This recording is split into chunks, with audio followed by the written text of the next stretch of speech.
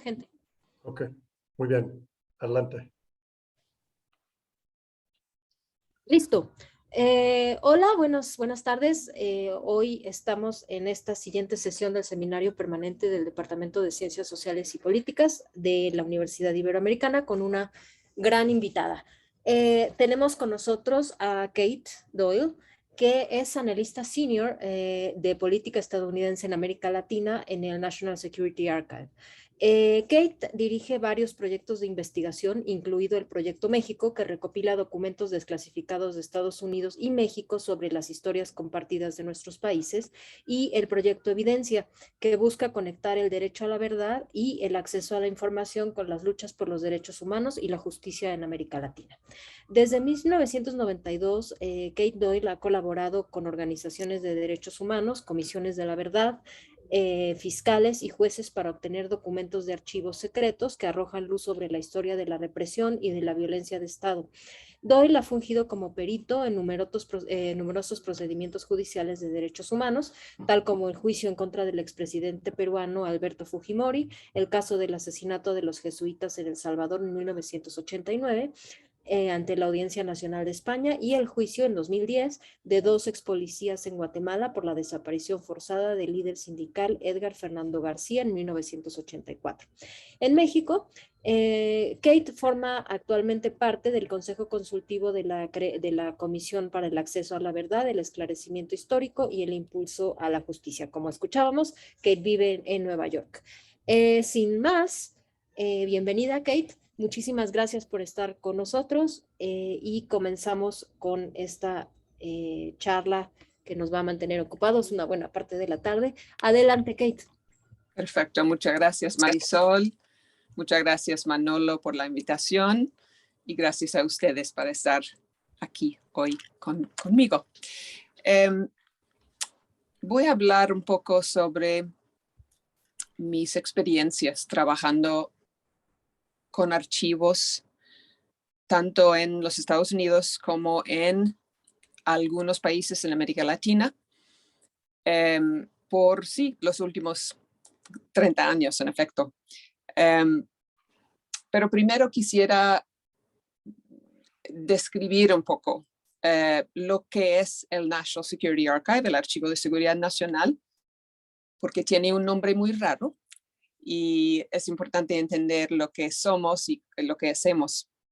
El archivo nació en los últimos años de la Guerra Fría como un instituto de investigación no gubernamental y sin fines de lucro, fundado por periodistas y investigadores en una época de gran secreto. Eso fue el gobierno de Reagan, Ronald Reagan, cuando había políticas, por ejemplo, en América Latina, políticas de alianzas con ejércitos en la región, una ideología fuertemente anticomunista, una promoción de la seguridad de la doctrina de seguridad nacional, y el Archivo de Seguridad Nacional se creó como una manera de luchar en contra de esa secrecía, si puedo decir en español, que encubierto tantas políticas y operaciones por parte de nuestro país en otras partes del mundo. Yo soy especialista en América Latina, pero hay analistas en el archive que se enfocan en China o en Rusia o en otras partes del mundo. Entonces somos un grupo de más o menos 20, 25 personas trabajando en buscar documentación desclasificada de nuestro gobierno, y por eso utilizamos mucho la Ley de Libertad de Información, the Freedom of Information Act, o FOIA, como decimos, para solicitar información de las dependencias de nuestro gobierno y hacer los documentos que resultan públicos. Empezó como un proyecto académico, más que nada. sí éramos y somos defensores del derecho al acceso a la información pública, pero realmente en los años 80, cuando se fundó el Archive, trabajamos más para poner documentación desclasificado en colecciones muy grandes para bibliotecas, universidades. Compartimos la información más con otros investigadores y académicos, a veces con periodistas, pero realmente se enfocó el proyecto en nuestro gobierno, en tratar de contar nuevas historias sobre nuestro país. Y eso cambió mucho con el fin de la Guerra Fría en 1990 más o menos. Pero primero, antes que pensar de cómo se convirtió el Archive en otra institución, tenemos que imaginar esa época de los años 60, 70, 80, cuando no había un acceso amplio a la información, a los archivos.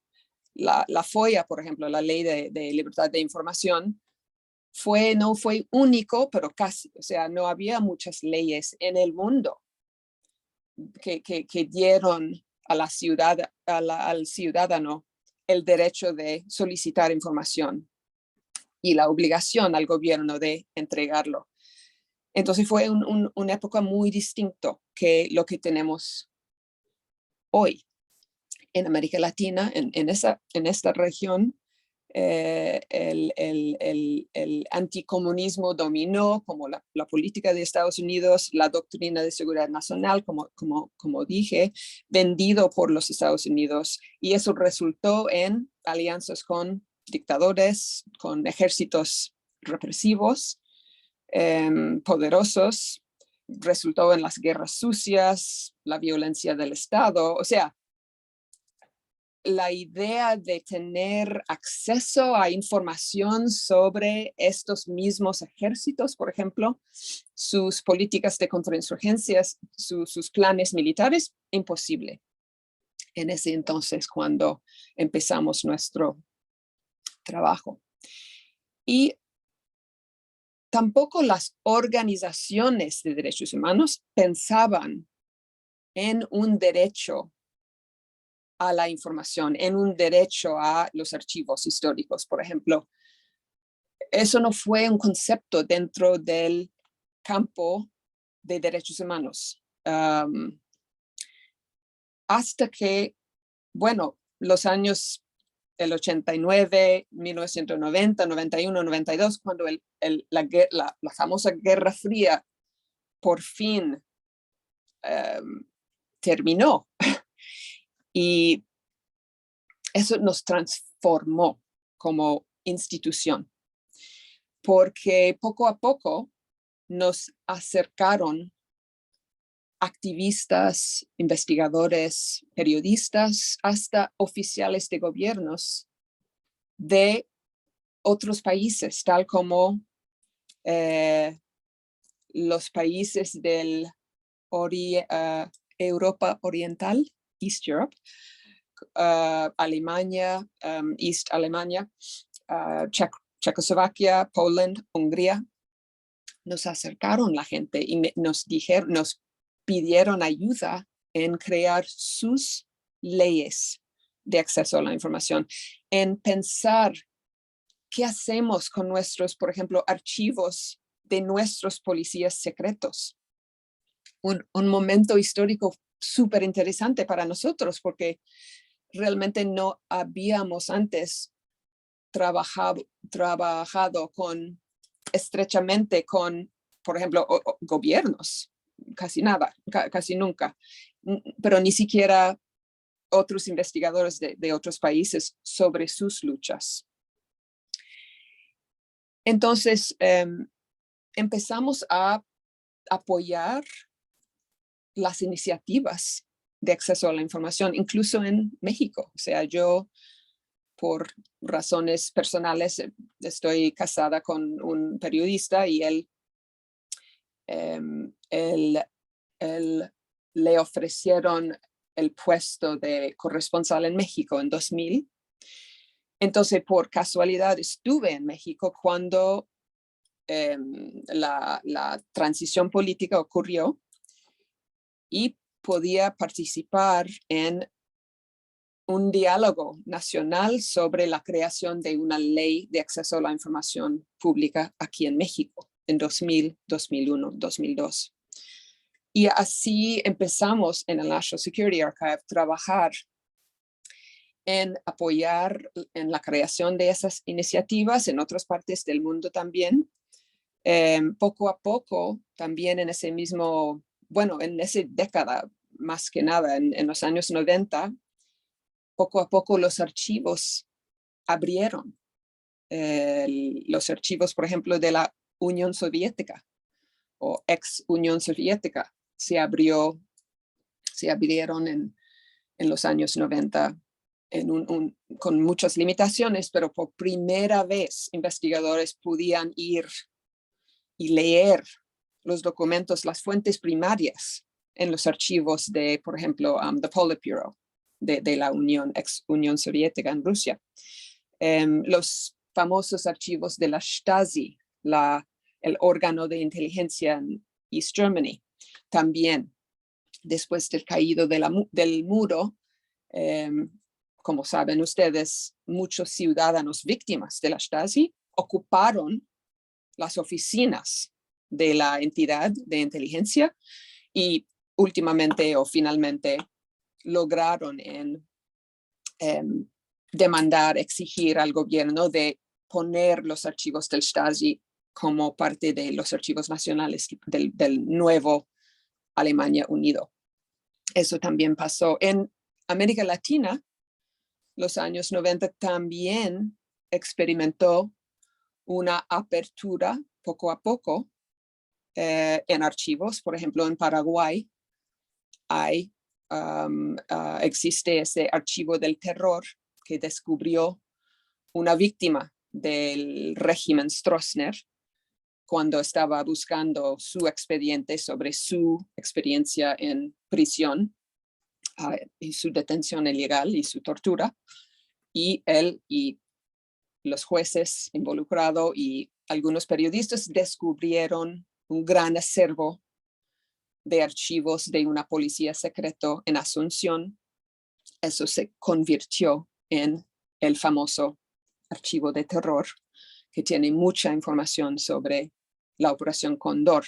Entonces, no solo sobre las fichas y la información de la policía de Paraguay, sino información del ejército de Chile, de Argentina, de Brasil, o sea, una colección absolutamente vital y poderosa y importantísimo. Eso fue en 1992 o 3, creo.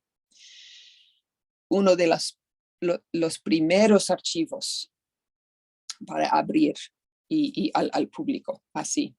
Y por supuesto México también en 2001 abrió sus archivos de la Guerra Sucia. Luego se cerraron, luego se abrieron, o sea, ha sido una gran historia allá.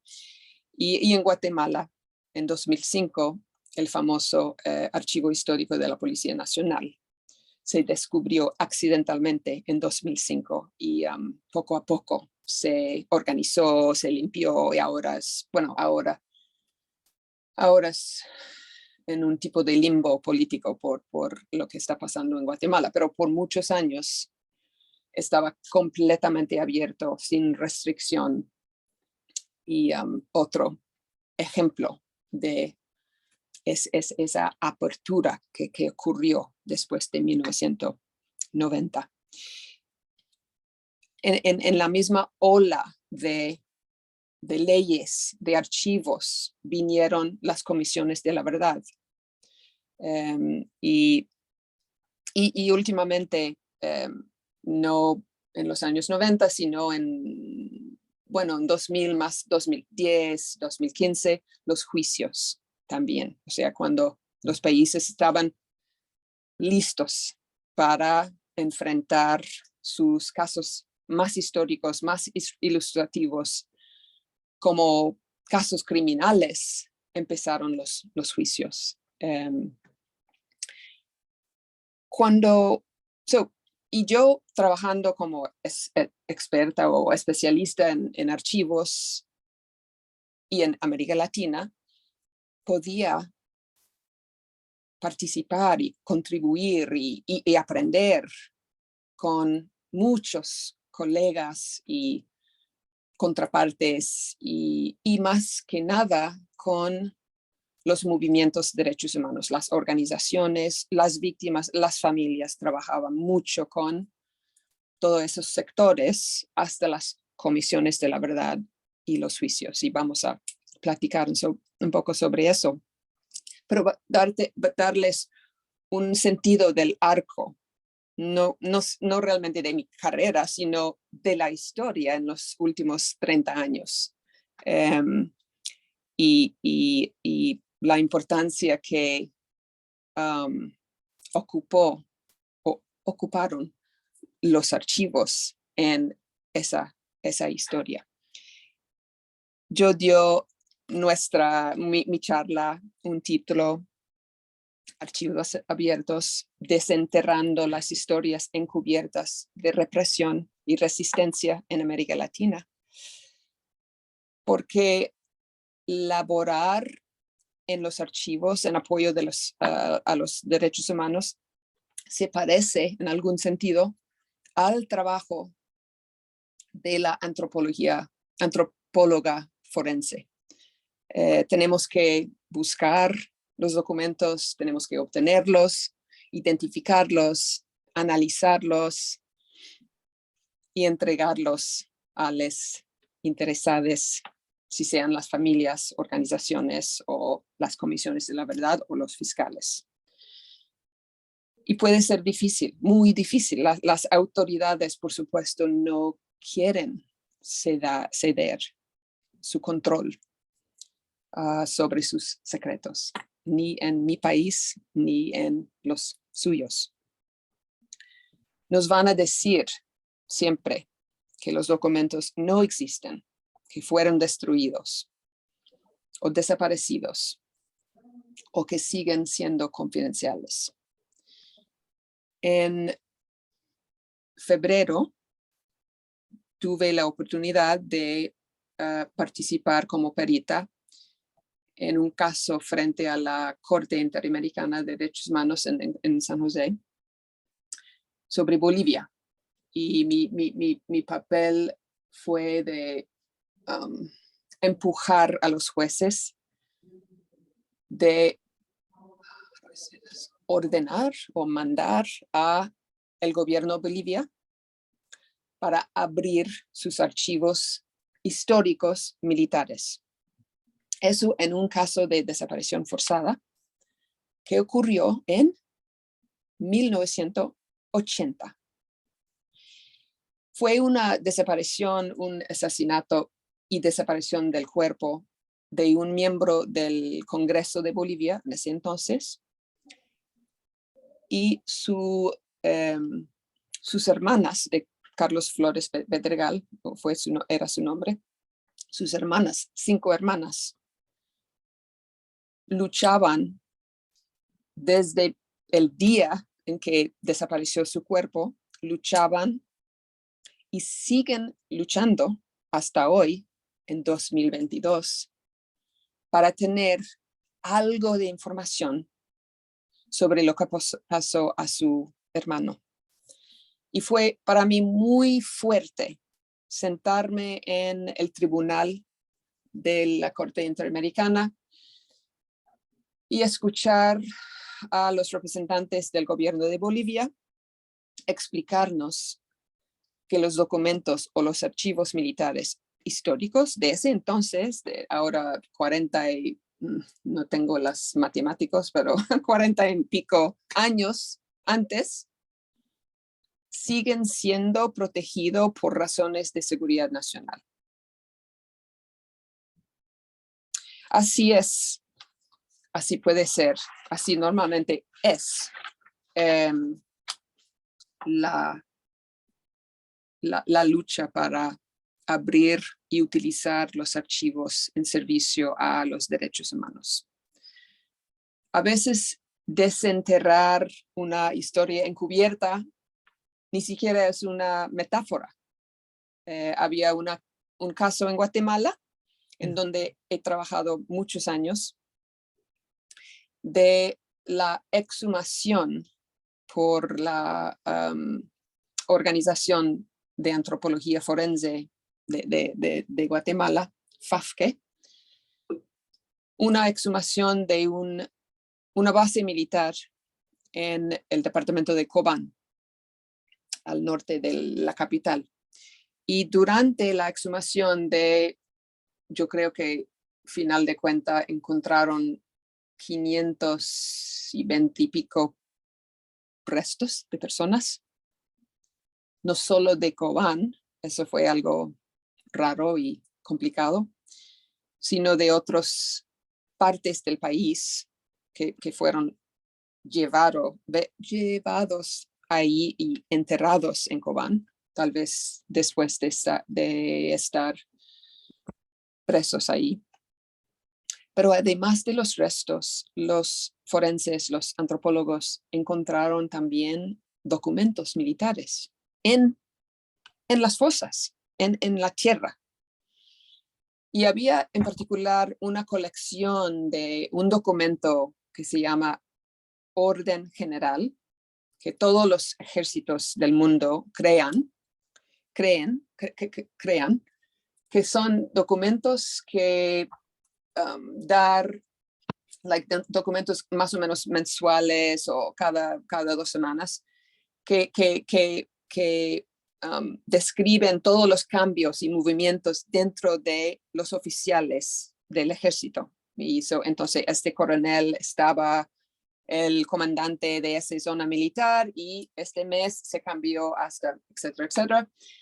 Y en Guatemala estos documentos son claves porque si tú sabes que había una masacre en un lugar y tú sabes que hay una base militar, una zona militar o un destacamento en ese mismo lugar, pero por los secretos, por el silencio, la negación por parte del ejército de decir quién estaba ahí en ese mismo destacamento, base o zona militar, las órdenes generales te pueden explicar exactamente quién estaba ahí.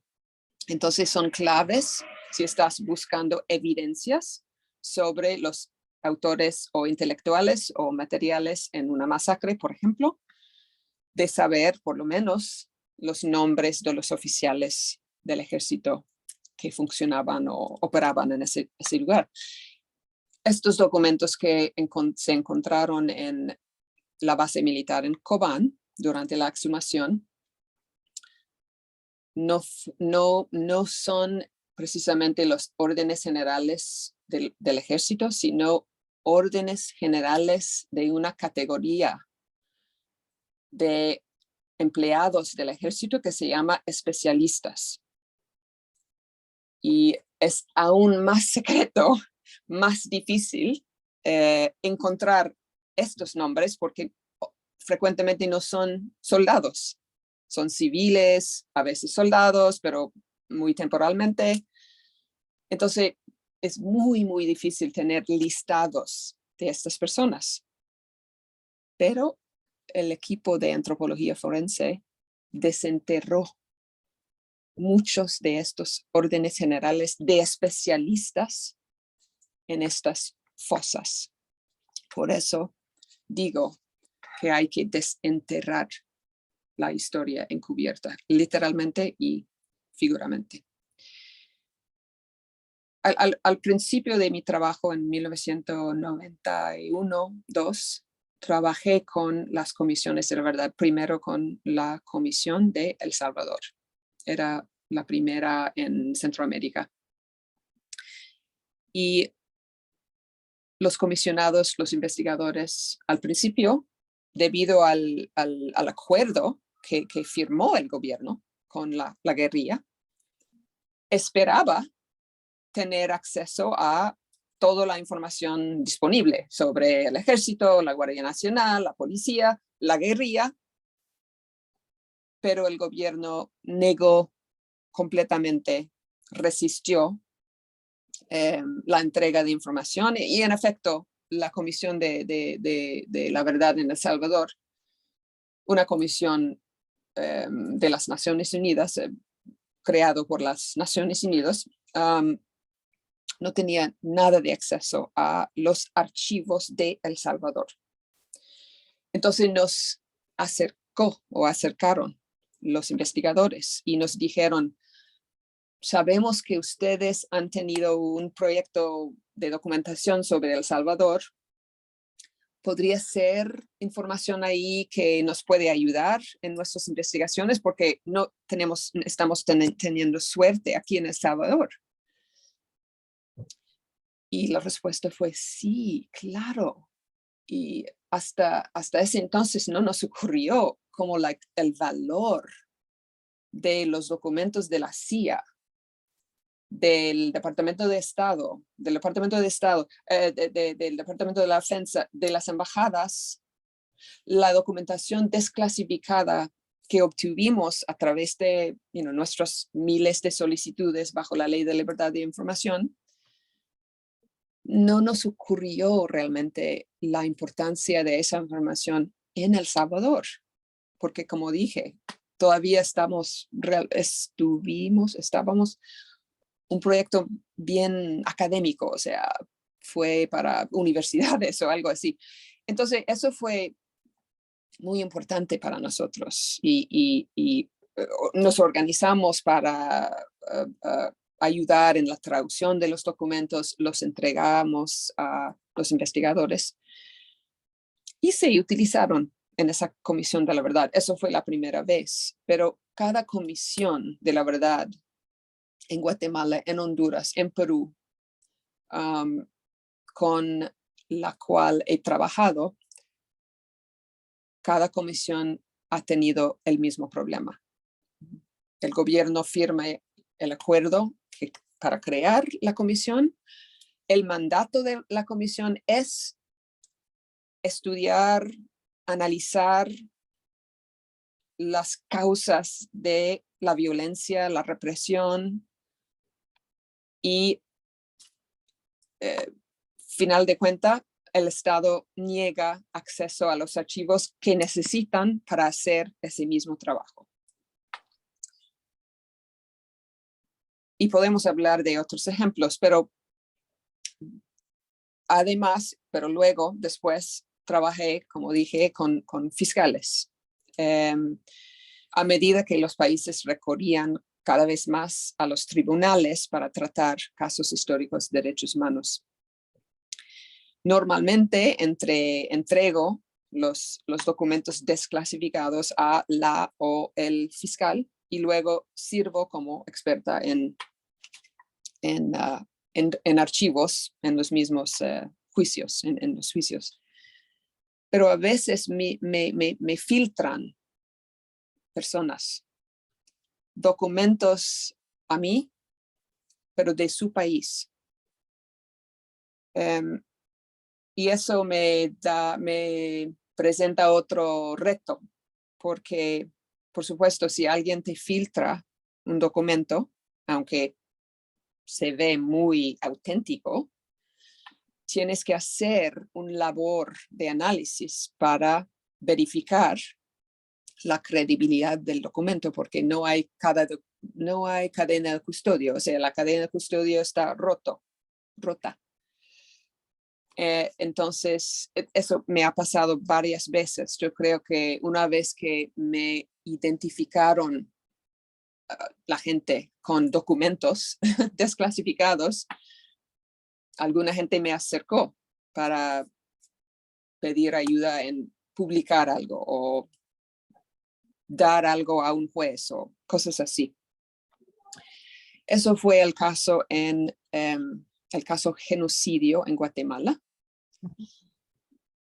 que sucedió en 2013 y eso fue un juicio del ex jefe de Estado, dictador, Efraín Ríos Montt, el general, sobre las masacres que su ejército cometió en los años 80, en particular en 1982. Alguien me acercó para pedir ayuda en diseminar o difundir una colección de documentos militares que documentan precisamente las operaciones militares en el área Ixil del departamento de Quiché, que fue el área sujeto del juicio de genocidio, ese mismo área. Fue una colección, o es una colección de documentos militares sobre sus operaciones, sus planes, sus órdenes, hay mapas, hay reportes, we call them after action, después de una operación, reportes, informes, hay firmas, hay cosas de mano, hay cosas de máquina. Tal vez puedo compartir una imagen del documento porque es muy interesante verlo.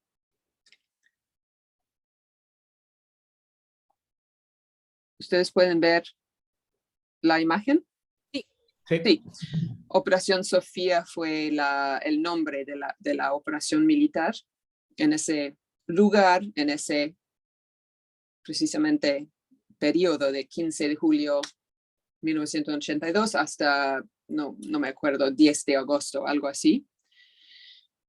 Y sin pasar en el documento mucho, porque hay 400 hojas, páginas. Como ya dije, hay planes, hay firmas de los oficiales, en esta instancia un oficial de inteligencia del Estado Mayor de la Defensa, ordenando la cosa. A ver si puedo encontrar una de las mapas. De todos modos, todas las órdenes. Vayan a ese lugar, reportan a nosotros. Ese documento, como todos los documentos que me filtran, hay que analizarlo muy bien. Hay que comparar las firmas, si puedes. Hay que comparar el lenguaje, los lugares, las fechas. Y eso hice. Y final de cuenta, pudimos entregar el documento en el caso genocidio y se utilizó como una prueba central en este juicio. Les cuento esta historia, no porque wow, alguien me filtró algo, pero para decir, estos documentos sí existen. El ejército dijo al juez involucrado en el caso genocidio antes del juicio del año anterior, el juez pidió acceso a 4 o 5 documentos muy importantes del ejército para esa época.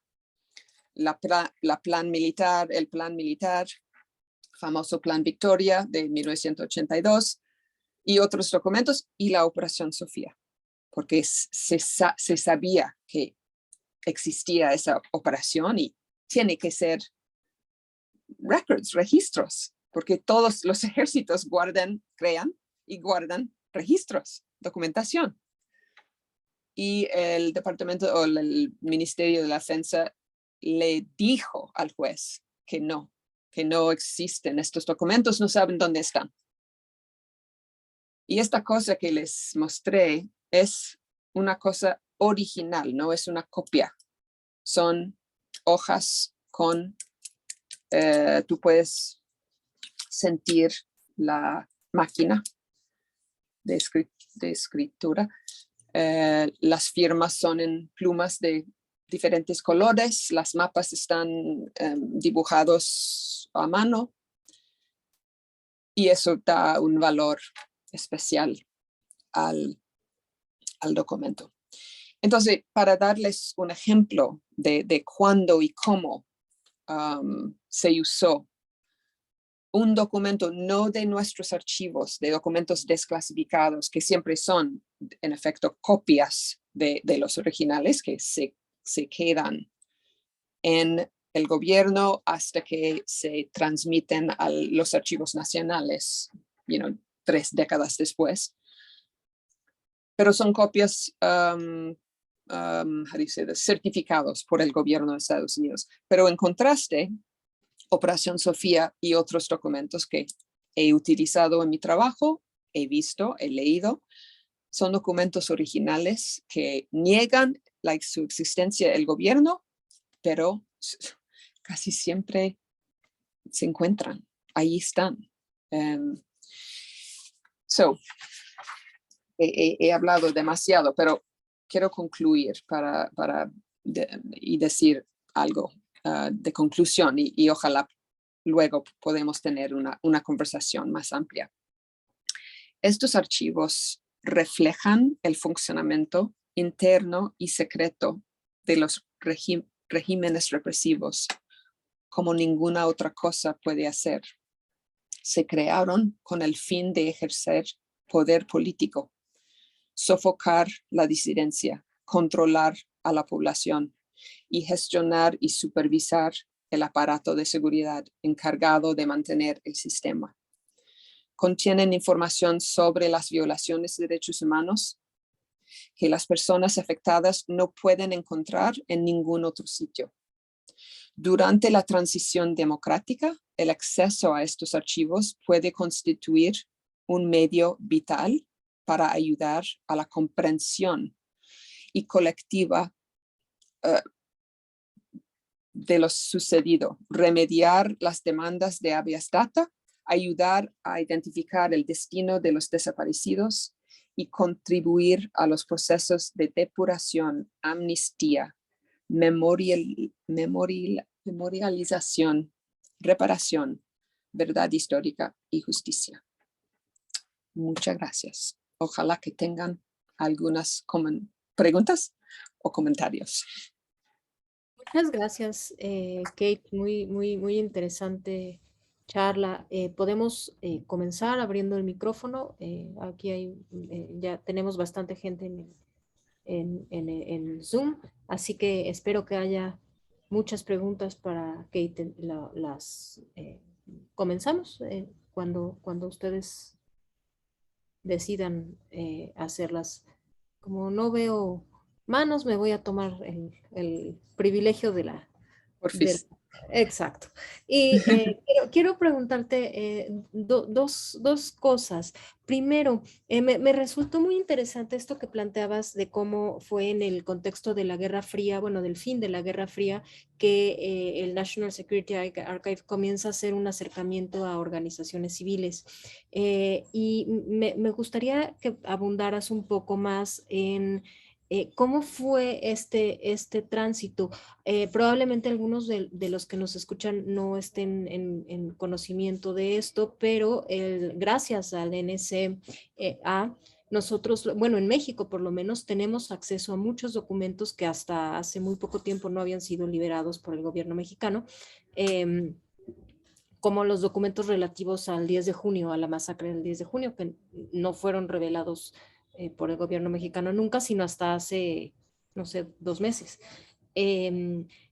Entonces, realmente el trabajo del archivo es sumamente importante y ha sido muy importante en las Américas, pero este vínculo, esta relación entre un proyecto de orden académico y organismos de la sociedad civil parece un poco atípica. Entonces, me gustaría que nos contaras un poco más sobre cómo fue que ustedes se fueron acercando a las necesidades de las organizaciones, o fue al revés, o hubo un camino medio en donde ustedes pudieron establecer relaciones tan sólidas con muchas organizaciones, tanto en Washington como en los diversos países americanos. Entonces, bueno, yo empezaría por ahí. Vale, gracias, Marisol. Pues una experiencia que tuve que fue muy formativa, puedo decir, para mí pero es un ejemplo de lo que experimentamos en el archive en general, cada analista en su manera.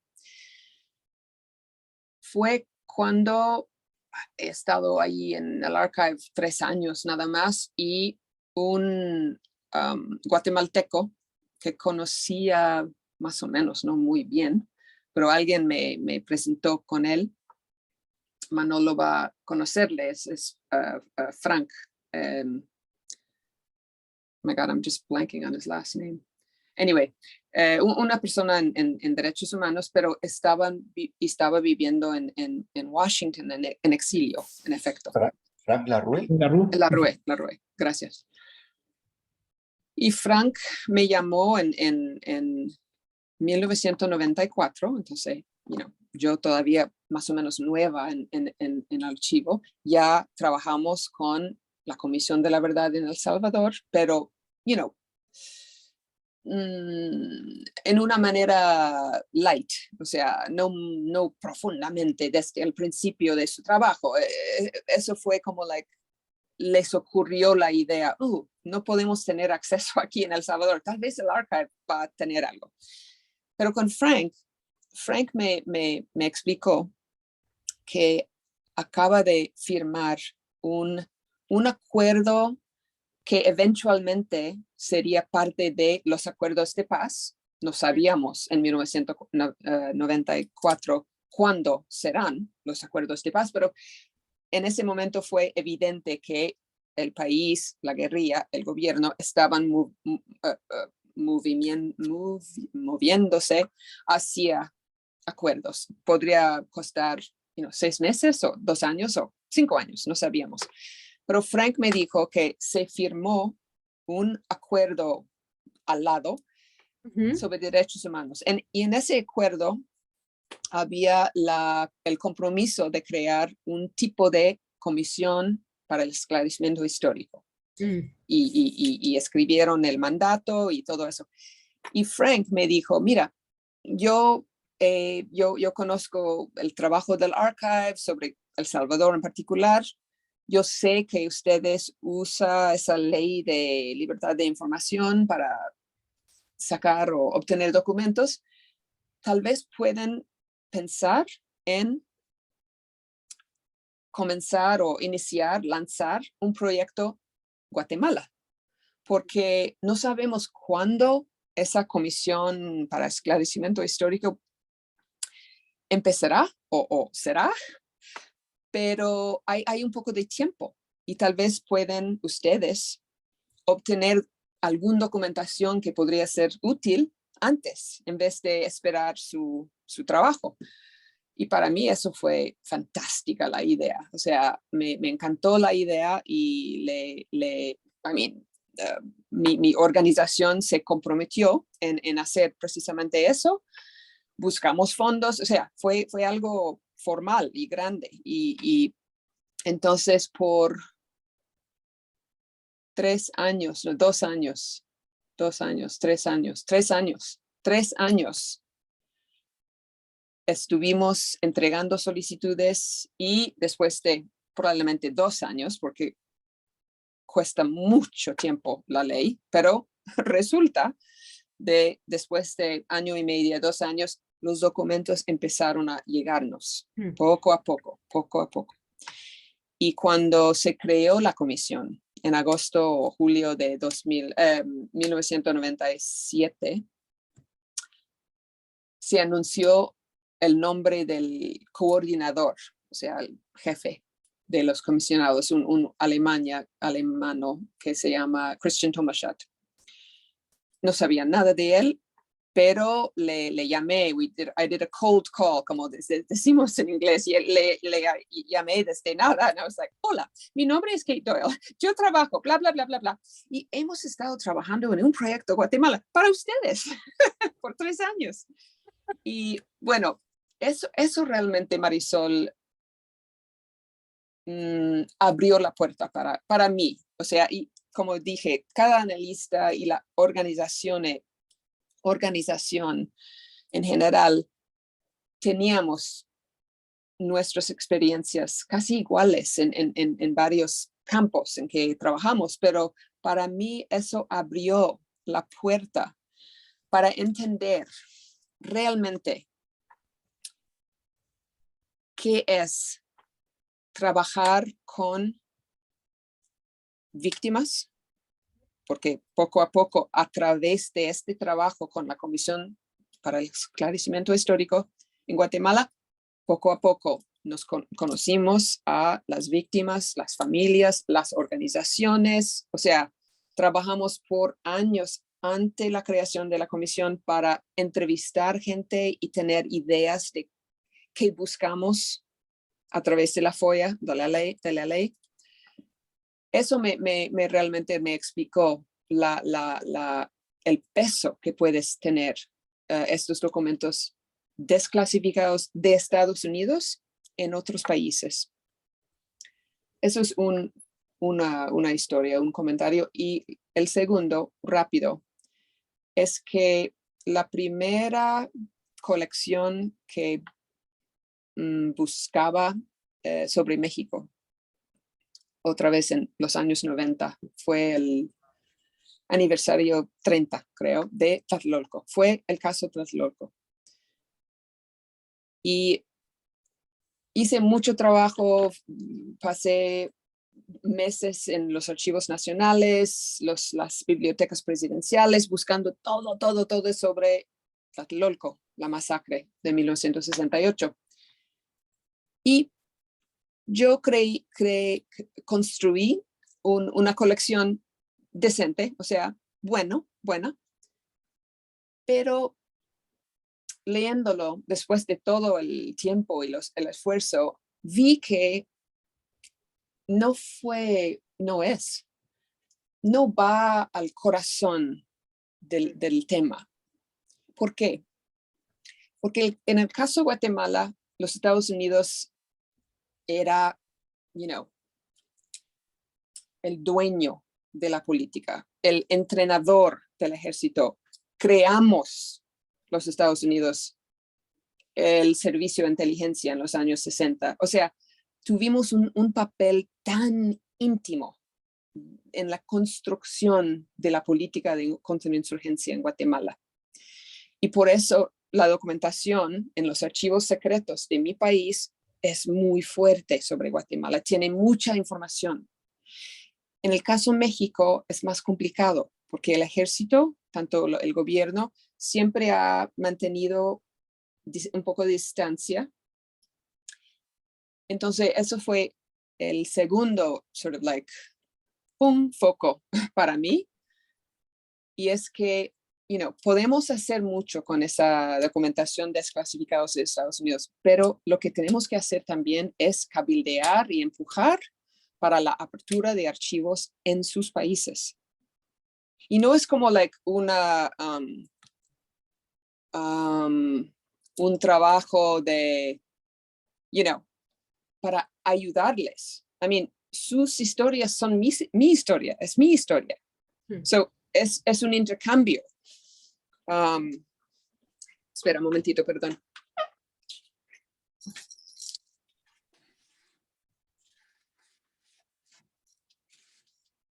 Ya, perdón. No. Es un intercambio y por eso, son dos ejemplos de cómo esa transición ocurrió para nosotros. Muchas gracias, Kate. Tenemos a Yerko Castro y después a Elena. Vas, Yerko. Me uní un poco, ¿me escuchan, verdad? Sí. Sí. Me uní un poco tarde, pero felicidades, me gusta mucho tu trabajo, bueno, y toda la experiencia y lo que has hecho en tu vida. Y sería súper interesante conocer tu opinión acerca del momento actual, digamos. Sé que quizás te saco de lo que presentas, pero todo lo que tiene que ver con la militarización en México y en otros contextos donde justamente todo este trabajo de comisiones de verdad, de archivos y de antropología forense en América Latina no tiene un parangón con los sistemas de justicia, con lo que se ha avanzado o no en materia de todo, ¿no? Hay una deuda histórica de los estados, no solo Estados Unidos, de todos los estados latinoamericanos, y que permanece a pesar de gobiernos de izquierda que vienen, de gobiernos más progresistas probablemente. Lo estamos viviendo en México con este proceso de militarización in extremis, ¿no? Yo vengo de un país, de Chile, digamos, donde de militarización sabemos y somos expertos, digamos, y de ese punto de vista sabemos que los estados tienen una voluntad de desaparecer, no solo personas, sino que papeles, como has mostrado tú ahora, desaparecer evidencias, desaparecer situaciones, y entonces la justicia está cada vez más lejos o tan difícil, ¿no? Y claro, el cabildeo que dices y las cosas que han estado mostrando y esta interacción con la sociedad es súper interesante, pero, pero es muy desanimador, digamos, ver que en lugar de avanzar hacia una seria cuestionamiento, e incluso en México, con lo que estamos viviendo ahora, insisto, hay un proceso que lo más probable es que va a terminar siendo aprobado, y vamos a tener una militarización todavía mayor a la que tuvimos con Calderón. Entonces, o sea, es terrible. Y para hacer un sarcasmo, digamos, pensaría que muchos de los documentos y la memoria y los archivos eh, nos sirven a nosotros como intelectuales y a ti en tu trabajo súper importante, pero en términos de la sociedad pues, quizás sirve como museo o como papel. Me recuerdo en Praga, allá que hablaste de Europa del Este, todos los tours que hay para ir a visitar los búnkers donde torturaban, las catacumbas donde procesaban a enemigos políticos, digamos, de los regímenes estalinistas o pseudo-estalinistas. Y hoy día tú puedes ir a visitarlos y te tomas fotos, te llevas ahí algún material, y justo hay mucho material ahí, incluso también de documentación que refiere a procesos, a lugares donde hubo, pero la justicia está en otro lado. Entonces, nomás decir eso para ver un comentario tuyo acerca de lo que estás viendo de México, ¿no? Gracias. Sí, muchas gracias por el comentario. No, es desanimador es la palabra. Es muy, muy difícil ver lo que está pasando en México, en particular, como dices, la militarización. Y es evidente que ese proceso bajo el actual gobierno ha empoderado al ejército tanto que será muy, muy difícil, I don't know how to Revertirlo. muy difícil revertirlo. Gracias. Pero quiero decir eso sobre la cosa, porque por supuesto, cuando me pidieron formar parte del Consejo Internacional de esa Comisión de la Verdad que ahora están tratando de armar, mucha gente, colegas y amigos y amigas, me dijeron, no, eso no vale, eso no va a pasar nada, o sea, es otro show de México, es muy común. México es experto en simular y todo.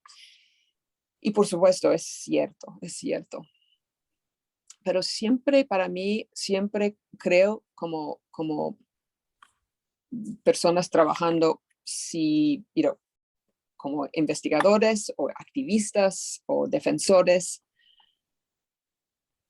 yo creo que cuando la ventana abre, hay que brincar, hay que tomar, aprovecharnos. Y la ventana puede cerrar en 6 meses o en un año, quién sabe. Hablamos antes de los archivos del DFS y todos los archivos de la Guerra Sucia que se abrieron bajo Fox.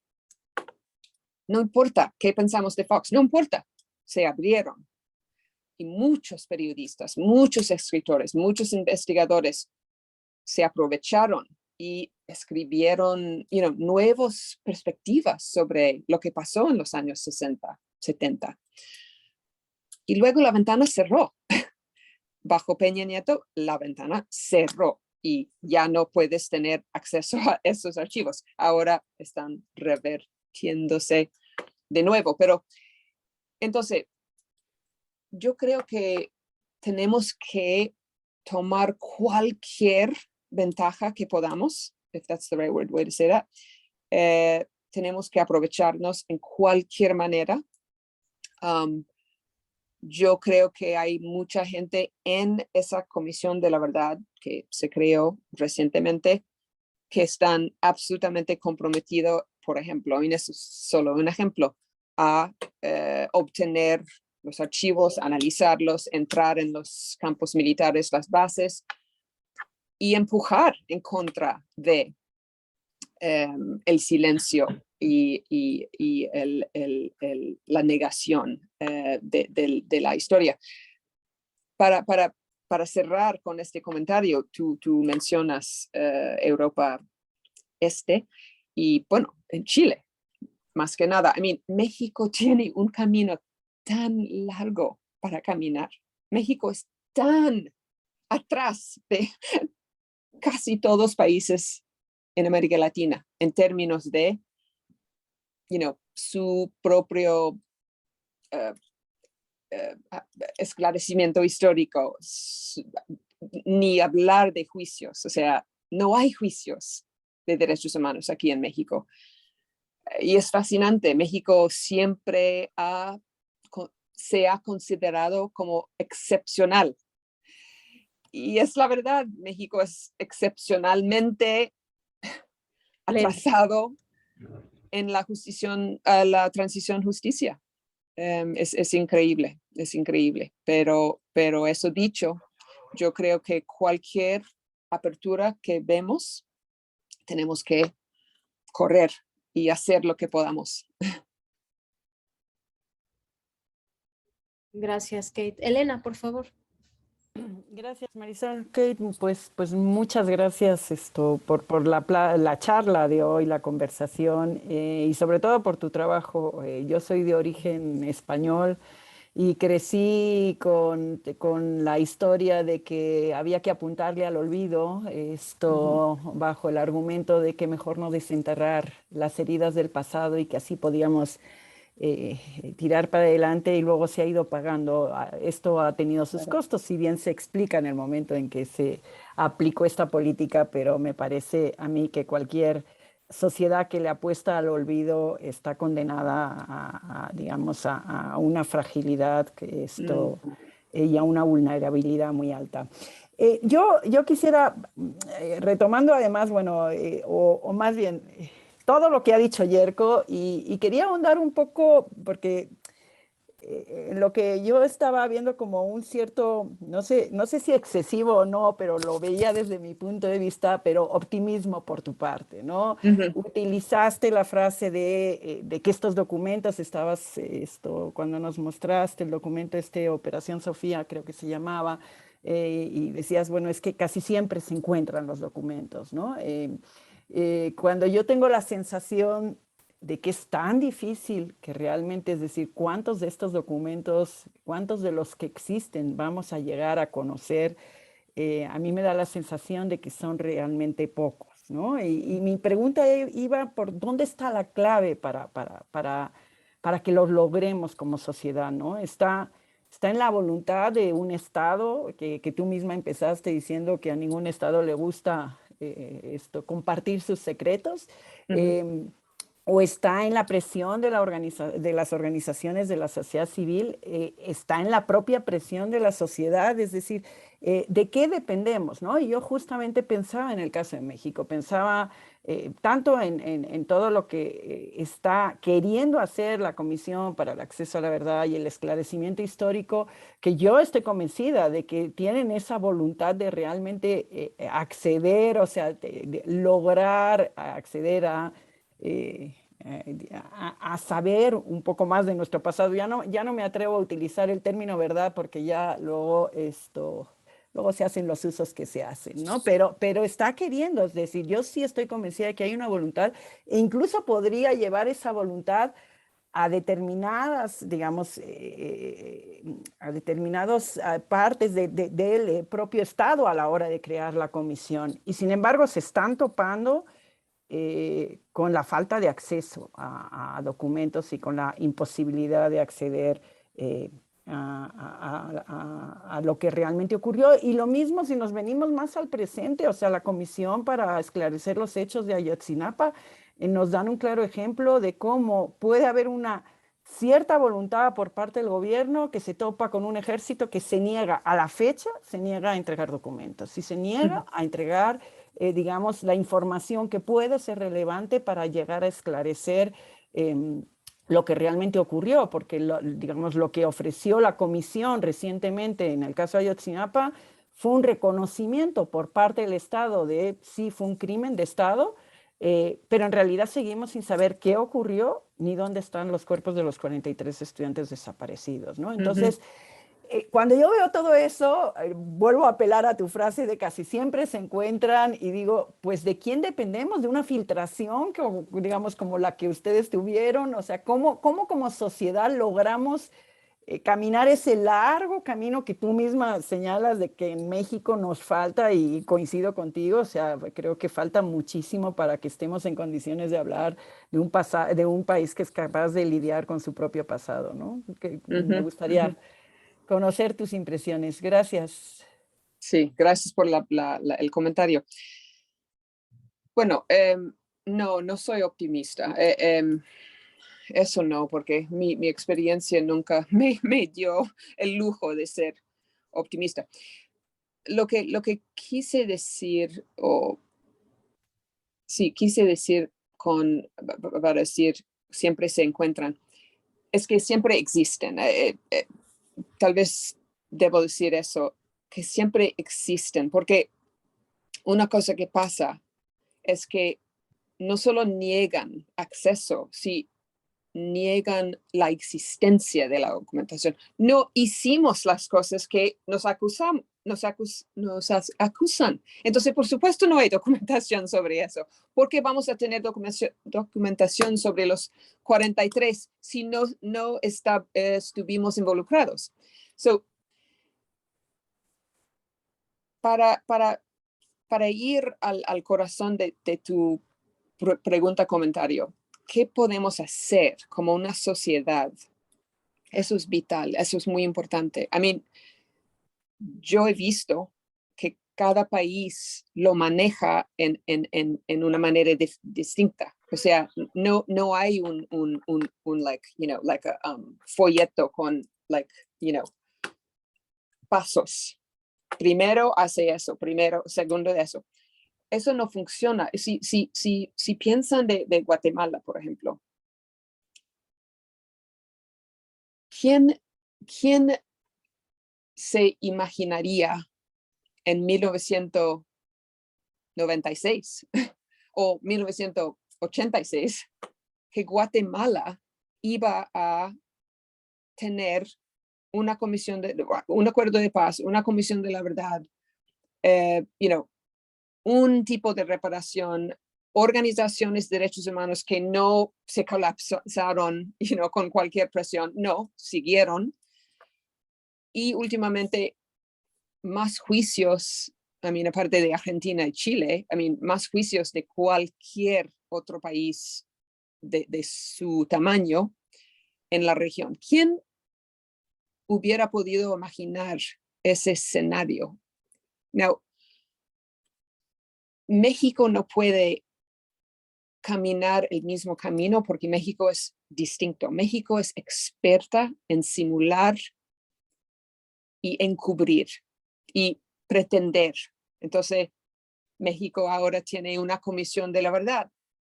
Puede ser una simulación, no por la gente adentro, como dice Selena, hay gente bien comprometida, pero el gobierno puede en cualquier momento dice, ok, gracias, fantástico, excelente. Puede ser igual en el caso de Ayotzinapa.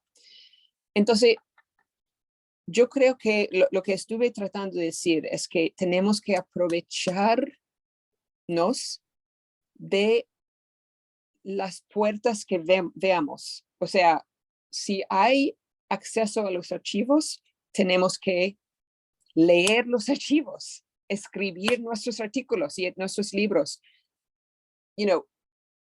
contar a los mexicanos, mexicanas lo que descubrimos. Si hay una Comisión de la Verdad, tenemos que aprovecharnos hasta que podamos. En España ahora tienen la ley de memoria. En Guatemala, con todos sus juicios y Comisión de la Verdad, hay una dictadura, gobierno autoritaria. O sea, es muy difícil predecir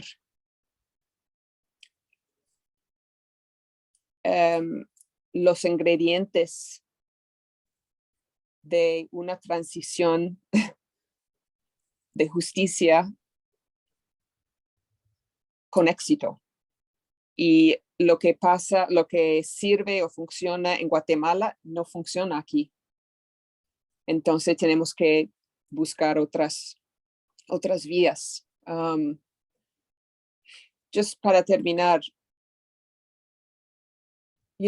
tú dices,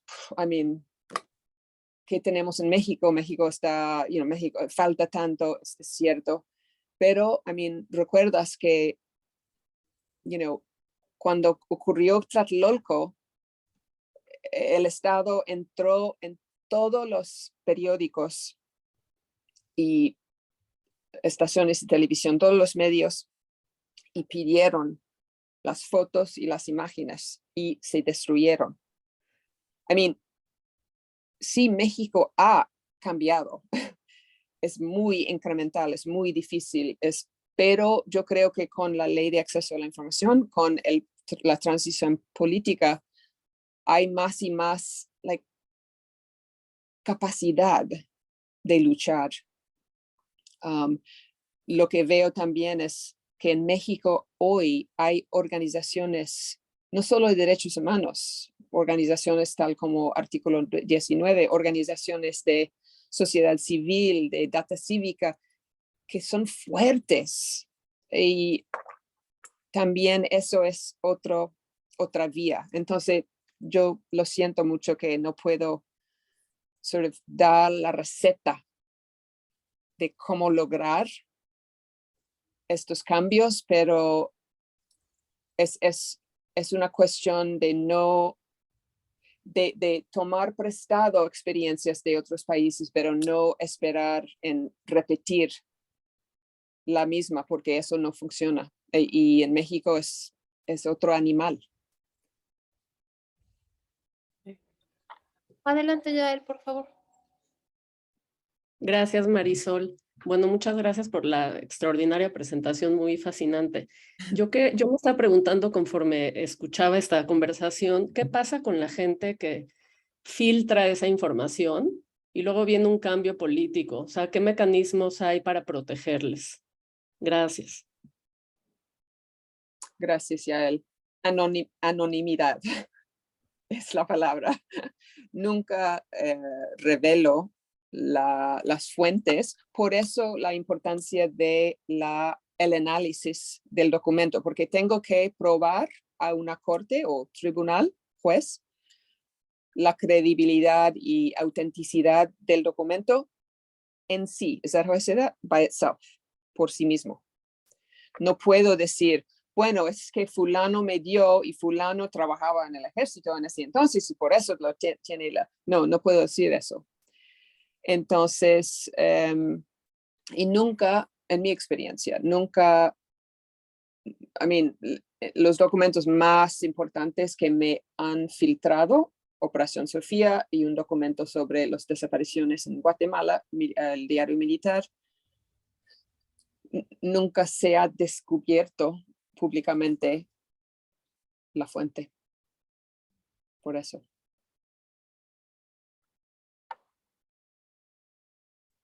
Gracias, Kate. Eric, por favor. Muchísimas gracias, Marisol. Hola, Kate. Un gusto verte, aunque sea aquí a la distancia y después de 11 años aquí en Prensa y Democracia seguimos con los mismos temas y tú bien lo decías, Emprende. Hace 11 años se hacía otro tipo de periodismo cuando estaban abiertos los archivos, pero creo que también quisiera agradecerte este trabajo de ida y vuelta, lo que estás realizando ahora en los Estados Unidos con este podcast, para hacer conocer al público en los Estados Unidos y ya con la traducción en español sobre lo de Ayotzinapa. Es decir, tú nos invitas a buscar algún tipo de energía para que se abran en algún momento los archivos a pesar de las condiciones, pero creo que también hay que reconocer lo que se está haciendo en otros lados para reconocer lo que nos debemos aquí en nuestro país, Kate.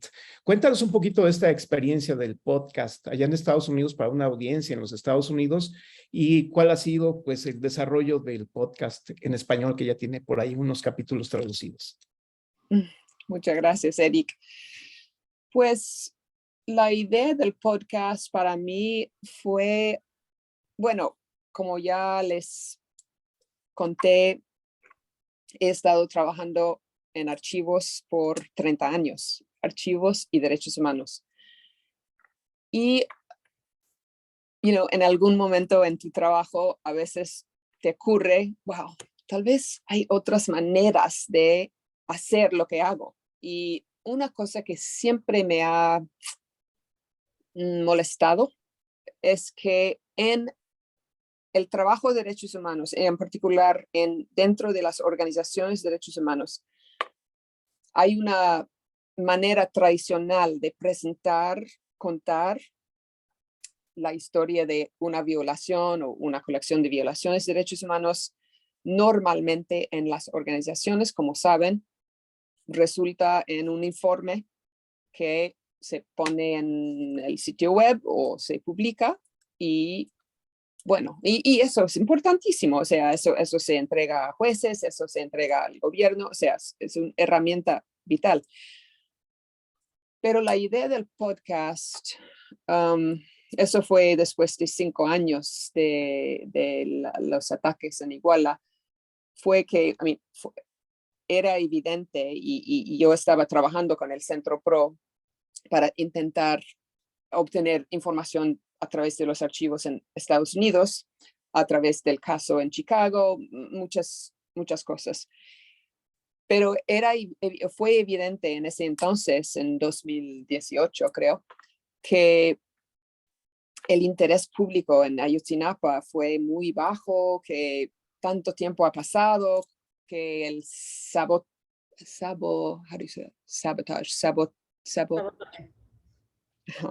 gracias, por parte del gobierno de la investigación fue tan fuerte y completo que, final de cuentas, mexicanos, tanto otros países, estaban como Ayotzinapa, nunca van a resolver eso. El gobierno ya lo ha jodido completamente. Y eso fue triste lo veía como muy triste. Y yo pensaba que tal vez hay otras maneras de contar historias de derechos humanos. No mejores maneras, just otras maneras. No en vez de un informe, además de un informe. Y por eso me acerqué a alguien que conozco en el mundo de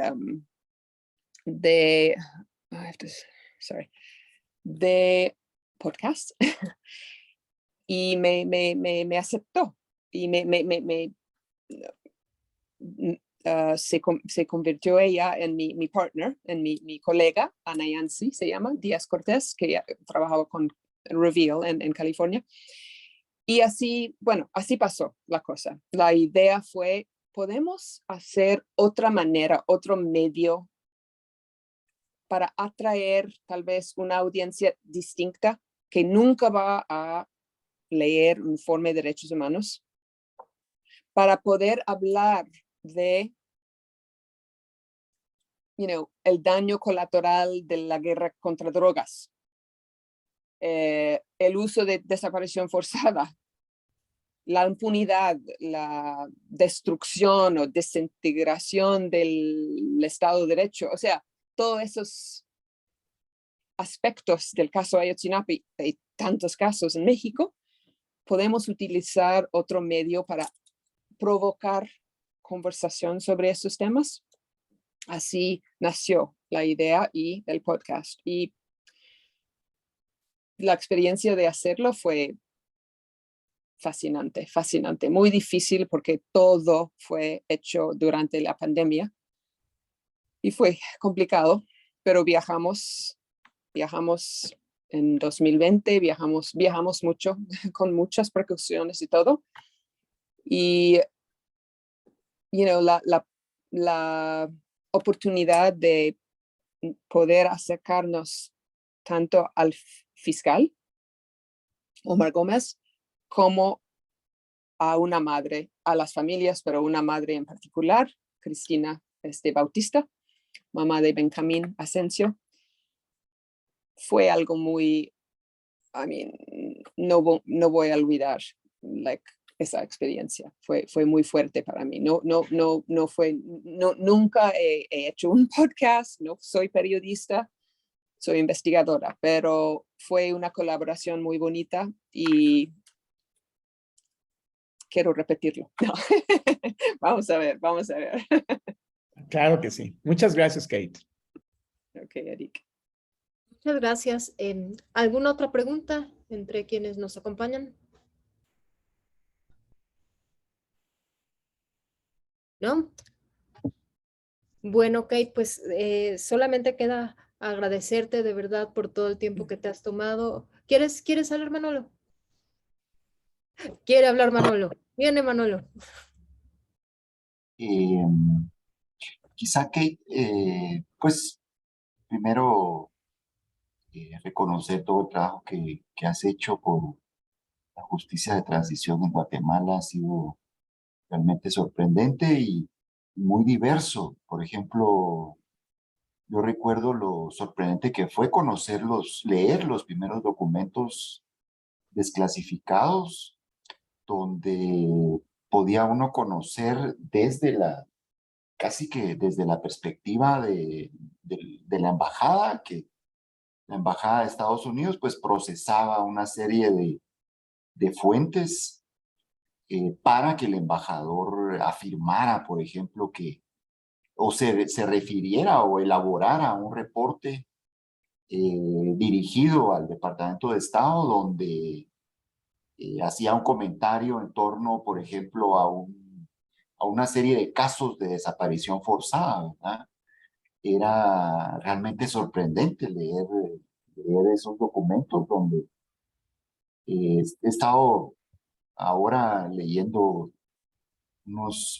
estos memorándums del embajador Chapin, Frederick, por ejemplo, en torno a un caso de desaparición forzada, y uno supone que la elaboración de ese memo en torno al caso de Samayoa Morales, por ejemplo, que es un caso de desaparición forzada, y el embajador dice, pues, este es un caso que revela la acción de las fuerzas del Estado, confirma, ¿verdad? Eso, ya uno leyéndolo. Y que, por supuesto, unido a otras piezas de evidencia que contrastan, que sirven para contrastar, para confirmar fechas, horas, formas operativas, ¿verdad? Es realmente sorprendente. Y luego el diario, ¿verdad? En 99, con pues esta serie de casos, ¿verdad? Yo he tenido la oportunidad de trabajar con algunas de estas familias que siempre me dicen, y aquí vino Kate también, dicen. Aquí estuvo Kate, mire, me dicen, ¿verdad? Que es decir que tú, además pues de haber dado a conocer este documento tan importante, pues has continuado trabajando, ¿verdad? Con las familias, les has visitado, has estado pues en sus casas, ¿verdad? Con ellos, que también es otra dimensión, ¿verdad? De estos casos, no solo la parte pues de denunciar, ¿verdad? Y de cómo también entre el documento, es decir, el diario militar, pues también han habido documentos desclasificados que han sido útiles también para trabajar en estos casos. Pues este trabajo que también has hecho con las familias. y ahora que el proceso judicial está en los tribunales, ¿verdad? Pero al final, no sé si podrías decirnos algo acerca de esta multiplicidad de casos en los que tú has estado. Por ejemplo, recuerdo el caso de Fernando García, ¿verdad? Que ha sido tan relevante como un documento del archivo de la policía es útil para identificar en primera instancia a los policías que le capturaron y cómo esa pequeña pieza de evidencia, ¿verdad? Estos documentos que finalmente fue una condecoración, ¿verdad? La condecoración lleva a la identificación porque los policías dicen, ¿verdad? Ahí en la condecoración, ¿por qué le condecoran? Y le condecoran por haber capturado a un sindicalista, ¿verdad? Fernando García. Pero no sé si tú podrías, dentro de todos estos casos y todo esto, como platicarnos un poco de cómo, pues como investigadores, una pieza de evidencia lleva a otra, ¿verdad? Y esta al mismo tiempo se, se como que casa con otras. Eso, del trabajo de investigación, ¿verdad? Pero muchísimas gracias por la conferencia y, como decía, por todo tu trabajo. Gracias, Manolo. Bueno, es un buena pregunta, buen punto, porque siempre he dicho que los documentos desclasificados de los Estados Unidos, por ejemplo, no sirven como evidencias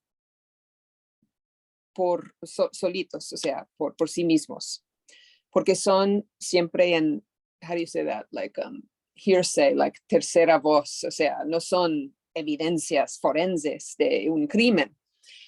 So, primero, los documentos desclasificados que utilizaba y utilizo hasta hoy en comisiones, con familias, en juicios, dan contexto, dan textura. Como dice Manolo, por ejemplo, el primer juicio en que participé fue un juicio que Manolo conoce muy bien, sobre el asesinato de una antropóloga guatemalteca, Mirna Mack, en 1990. El juicio fue en 2002, creo, en Guatemala. Y yo no tenía en mis documentos las pruebas sobre exactamente cómo se mató Mirna, quién, nombres, no. Pero sí lo que tuvimos fue documentación de la embajada, más que nada, de la embajada estadounidense en ese entonces, en 1990, comentando sobre cómo las estructuras de represión funcionan, cómo los escuadrones de muerte que eran, organizados por el gobierno, y eso dice el documento, cómo se funcionan, cómo se crean. Eso da mucho contexto dentro de la cual los fiscales pueden introducir evidencias más concretas y forenses. Y eso es importantísimo porque en esa época, en 2002, el gobierno de Guatemala, en particular el ejército, que fue la institución atrás del asesinato de Mirna, negó o rechazó la idea de entregar documentación sobre el caso, sobre las personas acusadas, sobre todo. Entonces, por un lado, esta documentación de los Estados Unidos puede ofrecer ese contexto muy rico, pero por otro lado, cuando entras en un archivo histórico de la Policía Nacional de Guatemala, por ejemplo, vas a encontrar, no contexto, vas a encontrar mucho contexto, pero vas a encontrar el documento que dice que esos 4 personas de la policía capturaron el sindicalista Fernando García en el mercado en la fecha 18 de febrero de 1984. Mis documentos no van a decir eso. Mis documentos sí, que utilicé en el juicio de la policía, dio mucho contexto sobre cómo el gobierno estaba capturando, palabra del documento de la embajada, capturando sindicalistas que son izquierdistas, militantes, y que van a cuestionarles y probablemente, tienen planes de liberarles después, no sé, pero ofreció el patrón de capturar, de vigilar el sector sindicalismo, y eso dio mucho contexto, muy importante para el juicio, pero fueron los documentos del Archivo Histórico de Guatemala que dieron las evidencias concretas. Entonces, la combinación de estas fuentes secundarias, recortes de la prensa, informes de derechos humanos, testimonios de las familias y los documentos, eso es donde encuentras realmente o pruebas si estás en un proceso judicial o esclarecimiento, realmente esclarecimiento sobre lo que pasó.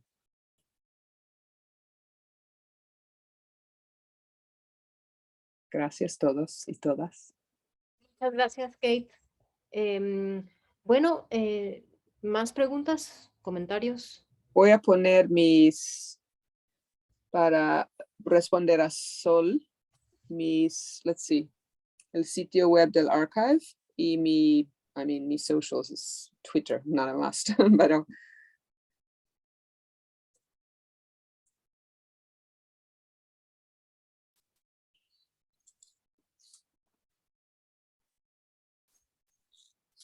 ojalá que @DoyleKate, creo que es mi nombre, sí, Doyle. Ahí estoy. Muchas gracias, Kate. Bueno, pues muchas gracias a todos por estar aquí con nosotros esta tarde. Los esperamos en la próxima edición del seminario y que la próxima es presencial, ¿verdad? En la Ibero. No me acuerdo. Ibero y sí, y hasta el 29 de este mes. Entonces faltan 3 semanas, luego les envío la información. Va a presentar Miguel Monteverde, un exalumno del doctorado en Ciencias Sociales y Políticas. Y sí, pero bueno, muchas gracias, Kate, y mucho gusto. Cuídense mucho. Bueno, hasta luego. Muchas gracias a ustedes. Gracias, Kate.